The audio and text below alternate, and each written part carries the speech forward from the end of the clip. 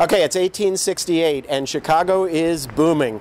The Republican National Convention has happened downtown, and here, Schiller Street, what's now the Gold Coast, is nearly the northern edge of the city. You can see on this map from 1868, Schiller Street is up here, and downtown, right there, seems like it's a great distance away.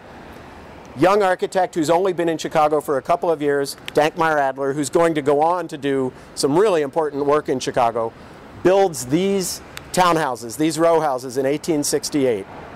An awful lot has changed in the Gold Coast and in the whole city since 1868. Everything looks different, but very little does here.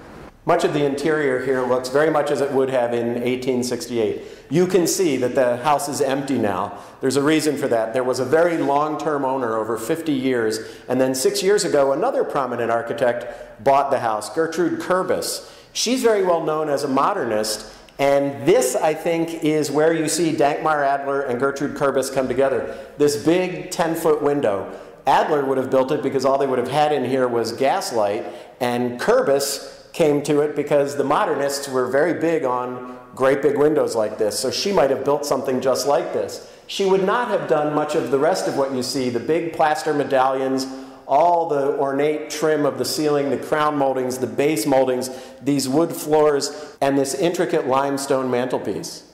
There's another here in the dining room and a third in the basement. The dining room has a lot of that detail we've seen, the plaster, there are bookcases, and especially worth noting are these two big double windows that look out into sort of a New Orleans-style garden. It's actually quite a deep backyard for a house on the Gold Coast. Also intact is this original staircase with all of its great trim down below and then this gorgeous walnut handrail that curves all the way up to the second floor. There are 3 bedrooms up here, probably originally 4. There's a combination here at the front. And there are a lot of the details we saw below. First of all, the very high ceilings, plaster details on some of the ceilings. On this floor, you also get these great transoms all around. There's wonderful wood trim on the tall windows and also on these doors.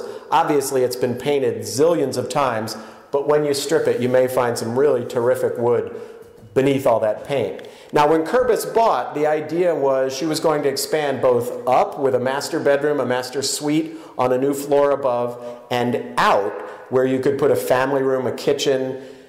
At the same time, what she was going to do was, in the basement where there's now sort of a sitting room with that third fireplace, create a garage. You'd need a curb cut for that, but some of the neighbors have already done that, so the assumption is you can get one as well. For now, the only kitchen in the house is in the basement. All those additions would turn this into a pretty great place. But you know, the other thing is, I don't think you have to do all the additions. I think you have enough space and enough character here that you might keep the footprint that you have. Of course, you need to do rehab. Everything needs to be upgraded and updated. But you put a kitchen here in the former dining room. You turn this into a more informal sort of cooking and family room. And then you've got all the space you need. You can do it my way. You can do it Gertrude Kurbis's way. There may be other plans you could come up with. But in the meantime, while you're figuring out what to do, I think in its present decayed state, this would be a great place to host a production of A Streetcar Named Desire. Stella!